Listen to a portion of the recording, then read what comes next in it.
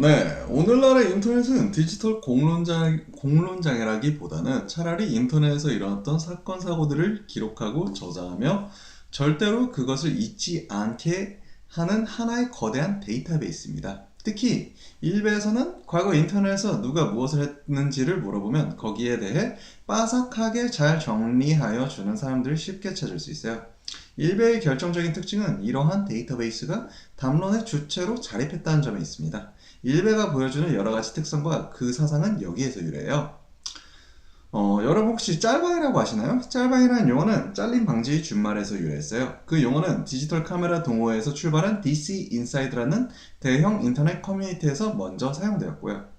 DC 인사이드는 디지털 카메라 동호회에서 출발했기 때문에 게시물에 사진이 없으면 게시물을 삭제한다는 관리 방침이 있었고, 이에 따라 잘림 방지용으로 우스운 사진을 게시물에 첨부하는 것이 관행이 되었는데 후일 그것이 짤방이라고 불리게 되었어요.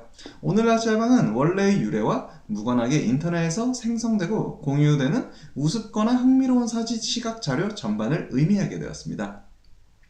특기할 만한 것은 이러한 짤방이 2000년대 초중반의 디스인사이드와 인터넷 전반에서 정치 풍자의 주된 수단으로 사용되었다는 점입니다. 디스인사이드, 웃긴대학, 다음 아고라 등 당시 유력한 인터넷 커뮤니티들은 굳이 말하자면 진보적인 색채를 띄었다고 할 수 있습니다.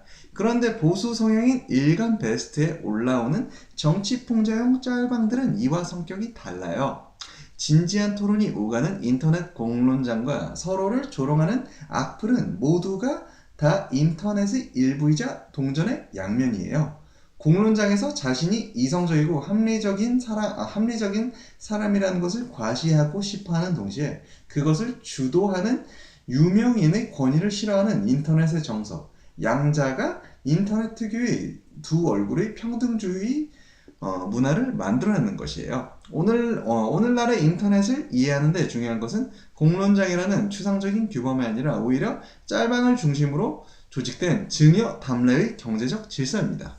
우리가 흔히 말하는 인터넷 공론장이나 디지털 민주주의의 모습을 취한 인터넷의 긍정적인 상호교류는 증여와 담례의 부분적인 양상이 지나지 않아요. 요 사이 일베가 문제가 되는 것은 단순히 그 내부의 과격한 악플 문화 때문만이 아니라 인터넷에 존재하는 부정적인 상호성을 인터넷 바깥으로 끌고 나왔다는 데 있어요. 일베 유저가 상대를 조롱하는 콘텐츠를 현실에도 적극적으로 유포시킨 것이 대표적인 사례입니다. 중요한 것은 인터넷에서 원래 다른 커뮤니티나 네티즌에게 가하는 집단적인 테러 방식이 현실로도 연장되었다는 점이에요. 그렇기에 그것을 인터넷의 고유한 집단 행동의 방식이라고 부를 수도 있습니다. 여기에서 곤란한 점은 이러한 행동에 대해 진지하게 분노하고 항의할수록 상대와 똑같은 수준으로 격화된다는 점이에요. 예전에 인터넷 커뮤니티는 그 내부에서 어떻게 놀던 간에 외부에 자신의 목소리를 알리기 위해서 시위나 대자보, 성명서라는 진지한 수단을 통해 자신들의 입장을 표명했습니다. 반면에 일베는 그러는 대신 자신들이 만들어낸 짤방을 가지고 다른 커뮤니티를 테러하듯이 공공장소에 그것을 부착하거나 상대의 신상을 털어서 자기 커뮤니티 안에서 웃음거리로 만드는 방식으로 대응하는 것을 선호합니다. 우리는 일베와 같이 자신의 혐오 문화를 전면적으로 드러내는 새로운 젊은 우파들이 등장하기 이전에도 인터넷 문화가 결코 이상적이지만은 않았다는 사실을 기억해야 합니다. 2000년대 초중반 인터넷의 분위기가 결코 진보적이었다고만은 할 수 없다는 유력한 증거는 바로 인터넷이 초창기 때부터 반여성주의, 반외국인 정서를 담아냈다는 데 있어요. 가령 디스인사이드, 다음 아고라, 웃긴 대학과 같은 주요 커뮤니티들에서도 군 가산점제 폐지와 성매매 특별법, 그리고 호주제 폐지 같은 의제들은 전혀 호응을 얻지 못했습니다. 이러한 여성주의적 의제가 전혀 인터넷에서 지지를 얻지 못했다는 사실은 예나 지금이나 인터넷이 남성 중심적 문화를 반영하고 있다는 것을 방증합니다. 오늘날 젊은이들이 바라는 정상국가, 자신의 욕망을 실현해줄 국가란 미쿡이 아니라 북한에 대해서 당당하게 할 말하는 대한민국입니다. 그 반대급부로 과거에 딴 나라 당이라는 단어가 유행했다면 지금은 노무현을 조롱하는 노만용, 김대중을 조롱하는 핵대중, 촛불 좀비가 유행하고 있어요. 정상 국가의 실현을 방해하는 존재에 대한 안티 정서는 2002년이나 지금이나 인터넷을 관통하는 문화적, 정치적 코드입니다. 일베에서는 전통적으로 야당을 지지해왔던 호남 지역에 대한 반감이 두드러져요.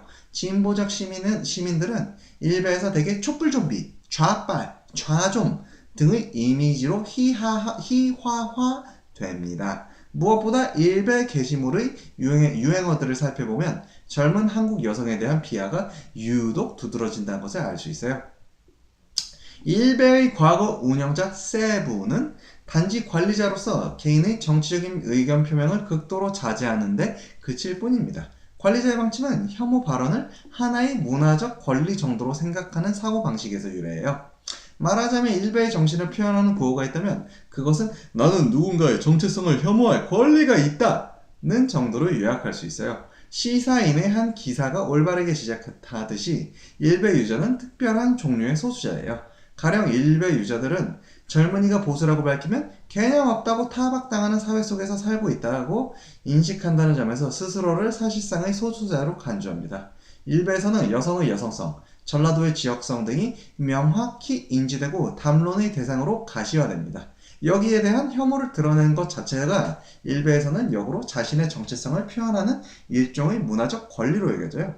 혹자들은 일베에 성소수자 게시판이 존재한다는 것을 알고 때때로 놀라곤 합니다. 의외로 따뜻하고 정이 넘치는 분위기를 연출하기도 해요. 그런데 한편으로 일베의 다른 게시판들에서 게이에 대한 조롱과 비하가 난무하는 것도 볼 수 있습니다. 일베는 긍정적인 방식으로든 부정적인 방식으로든 자기 정체성을 표명하고 지지받고자 하는 사람들이 모인 곳이에요. 이러한 반전된 정체성 정치라는 축을 강구한다면 일베를 이해할 수 없습니다. 우리가 일베에 대해 관용과 배려를 가르치고 싶다면 우리 스스로가 일베를 관용해야 해요. 그러나 아무리 일베를 관용하더라도 일베의 공격성은 절대로 사라지지 않을 것이에요. 일베가 보수든 진보든 많은 사람들의 심기를 불편하게 하는 이유는 거기에 있어요. 일베에서 인상적인 것은 타인에 대한 반말이나 시비조의 말투가 일상적인 문화로 정착되었다는 점이에요. 이것은 누군가를 마음껏 혐오하고 비하하는 만큼 바깥에서 무엇을 하던 간에 일베에서는 본인 스스로도 누군가에게 비하의 대상이 될 수밖에 없다는 자기인식을 보여줍니다. 혐오 문화가 일베에서 시작되지는 않았습니다. 인터넷의 혐오 문화, 타인에 대해 비아냥거리는 능력의 과시 등은 오히려 진보적인 인터넷 농객 쪽에서 시작되었어요. 일베의 새로움은 그러한 혐오 문화를 집단적인 문화, 집단적인 권리로 공유한다는 점에 있어요. 이런 점에서 일베는 일종의 인터넷의 민주화 현상이라고 할 수 있습니다. 오늘날 인터넷 문화는 언어의 수사적이고 상징적인 측면, 내면적인 진실성보다는 언어의 논리적인 정합성과 외면적인 사실성을 중시하는 방향으로 바뀌었어요. 이것은 농객의 영향력이 줄어드는 경향과도 있습니다. 농객이 공중에게 미치는 영향력은 기본적으로 언어의 수행성, 바로 이념적이고 가치지향적인 호소력에 있는데 그것이 인터넷에서 점점 발붙일 곳을 잃어가고 있다는 것이에요. 확실히 오늘날 네티즌들은 모두가 마치 아마추어 논리 실증주의자처럼 행동하곤 하는데 이는 일베의 등장 이후 더 두드러지게 된 현상입니다. 일베의 사상은 팩트에 대한 검증을 요구하는 것을 넘어서 팩트를 초월한 이념과 이상이 사람들의 행동에 조금이라도 영향을 줄 가능성을 원천봉쇄하겠다는 결의에 더 가깝습니다. 일베 유저들이 참을 수 없는 것은 대중들이 불확실한 상황 속에서 어떤 명확한 이상과 이념을 내세우며 행동에 나서는 것이에요. 그러한 의미에서 일베 유저들은 몰 이상을 철저하게 고수합니다. 그런데 한편으로 몰 이상성 역시 어떻게 보면 지나치게 이념적이에요. 불확실하고 혼란스러운 상황 속에서야말로 어떤 이상의 마음이 움직이는 것이 인간의 본성이기 때문입니다. 일베가 인터넷에 전개하는 담론투쟁은 단순히 진보와 좌파 사이의 정치 대립만의 문제가 아니에요. 그것은 오히려 한 현실의 국가와 사회를 넘어선 공동체가 어떤 모습을 해야 하는지 그리고 그것이 어떻게 가능한 것인지에 대한 정치적 상상의 차이로 요약할 수 있습니다. 일베와 인터넷 진보, 좌파들의 차이는 그들 간의 공동체 관의 차이로 수렴되어요. 우리는 일베가 단순한 냉소주의나 몰 이상에만 근거한다고 봐서는 안 됩니다. 일베 자체가 현실에서 불가능한, 모두가 동등하게 혐오할 권리를 나눠 갖는 평등한 형제의 공간에 관한 유토피아의 기반을 두고 있기 때문이에요. 그들이 진보 좌파 세력에 대해 갖는 반감은 바로 그들이 무의식적으로 지지하고 신봉하는 유토피아적 사상에서 유래해요. 낭만주의자들이 나는 내가 생각하는 대로 존재하지 않는다는 사실을 미리 반성적으로 고려하는 미학적 자의식을 출현시켰다면, 일베의 미학은 나는 현실에서 존재하는 방식대로 인터넷에서 행동하지 않는다는 의식을 역설적인 형태로 주저해냅니다. 일베 유저들의 포지션은 철저히 아이러니컬하기 때문에 현실의 진보와 보수의 구분에 의해 재단될 수만은 없습니다. 무엇보다 제도권의 보수파에게도 일베는 껄끄러울 수밖에 없는 존재예요. 제도권의 보수파에게 일베는 5.18이 북한의 사주를 받은 무장폭동이었다는 인터넷 루머의 진앙지입니다. 계엄군이 시민들에게 총칼을 휘두른 5.18 사건은 한국 근현대사에 많은 상처를 남겼어요. 그리고 1980년대 후반 민주화 운동도 5.18에 대한 부채의식과 트라우마 없이는 설명할 수 없습니다. 심지어 보수여당인 새누리당 국회의원 중 다수가 5.18의 영향을 받았던 학생운동권 출신이에요. 구구 논객 조갑제조차 5.18의 역사적 의의를 함부로 부정하지 못한다고 합니다. 대법원 역시 5.18 광주 민주화 운동에 대해 다음과 같이 그 위상을 규정한 바 있다고 해요.